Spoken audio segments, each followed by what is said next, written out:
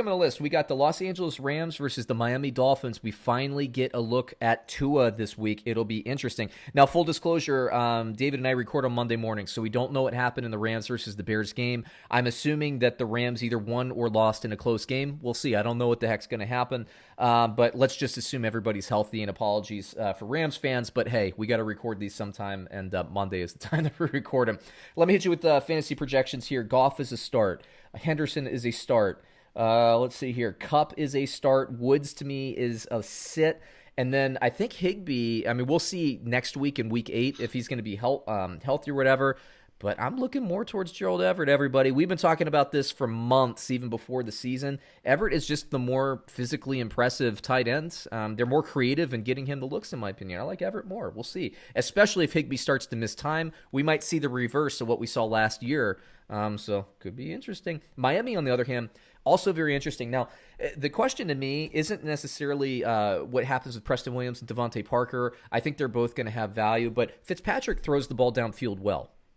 Fitzpatrick has been moving this offense well. I'm not worried about, I don't think that they're going to get an uptick just because Tua is in the lineup. But what does interest me is, does his presence on the field and his ability to move the ball running, does that open more lanes up, running lanes for Myles Gaskin? And does it take targets away from Myles Gaskin?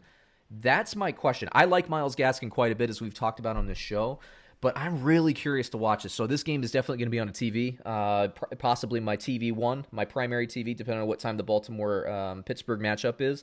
But I really am looking forward to this. Regardless, I cannot believe this, but Tua is only owned, when I checked this morning, in 20% of the leagues. Pick him up. You should have picked him up last week on the bye. Come on, guys, pick him up.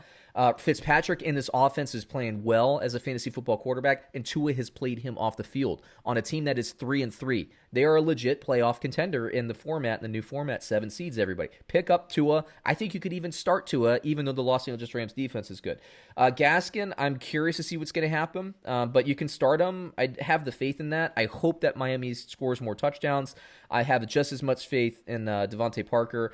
Preston Williams, I don't like his projection this week, so I'm going to sit him. If you want a home run toss, maybe you believe in Tua throwing, for 500 yards in his first game. I guess you could throw him out there. I don't know. I don't see it against the Rams defense. And then Mike Gesicki, I think, will improve with Tua's play as well. So take it away, David. Give me your thoughts. Well, I just want to say you're right, because I was looking at the roster percentage as well. He's only owned in like 20% of leagues. Unreal. It's a great waiver week, because a lot of the guys who were going to be top claims last week, they went into a bye.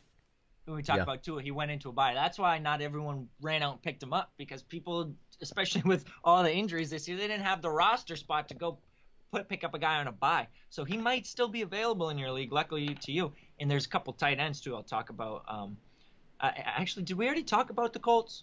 We did. Yeah, we did. Burton, Trey Burton's another guy I wanted to mention who is available widely in leagues, who we believe in. As I know I believe in, especially.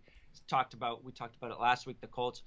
They have had a tight end in every single week score at least, I believe, 7.98 fantasy points. They haven't gone below that. It was Doyle week 1, Mo Alley Cox the next 3 weeks, and Burton the past 2. So there's a lot of widely available guys coming off a bye. Make sure you check out for them on your waiver wire this week.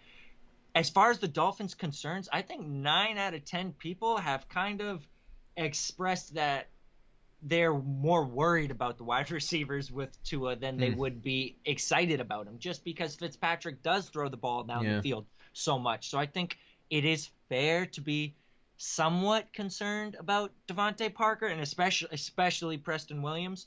And it is fair to also start to wonder if maybe Mike Gesicki sees a little bit more of those short targets where it's not so much hucking it down the field and it's more of the check down and the flat, those kind of targets. So I think it's going to be good news for Myles Gaskin and Gesicki a little bit more than it will be for the wide receivers. Just a quick point on that is, Chan Gailey, in the history of him calling offenses, he likes to pass the ball and push the ball downfield. I can't believe, given how good Miami is, because we talked about Tua. You mentioned Tua like 2 or 3 weeks ago. When is he going to play? And I said, look, I think Miami, they're still trying to compete for a playoff spot. I love the coaching staff there. They always play hard. And so Miami, who pulled themselves to 500 before the bye week, to make this move now, they're in it for the season, and they're doing it because they think Tua is the most likely quarterback to get there. That to me gives me faith that that Parker's going to be there. And Preston Williams, if people are concerned about him, it's not like he was getting like 15 targets a game, right? I mean, his volume was increasing as of late, but I mean, I still think that will stay pretty consistent. I mean, that's just my take on it. I'm more concerned, like I said, about Gaskin, but I also have Gaskin. I was early on him in a lot of leagues, so it's probably a selfish concern. Let me hit you with the line here. Bovada has the Los Angeles Rams -3.5 versus the Miami Dolphins. That's tough because I don't love quarterbacks in their first starts, but I do love teams coming off the bye, so I'm a little bit conflicted there. It's going to depend also on how the Rams play tonight, whether they beat the Bears, whether they lose to the Bears, and injuries, so on, yeah. And whether they need the bounce back, how much they need the win, whether they're riding momentum, whether they're desperate. I'm going to take the Rams just because I don't think it's a huge spread. And Tua, it's still his first game. It's coming off a bye, but we saw Joe Burrow, his first game wasn't fantastic, so it might take a game or two before Tua settles in. I think that's fair. I'm going to look, this to me, when I wrote down the score, it was a push. I had this as Rams win by 4, so 3.5 is like, I'm just going to stay away from the game, especially because we don't know what we're going to get from Tua. So I would suggest not playing it, but I'll take Miami. What the hell? If we're making a pick here, I'll take Miami to cover the spread.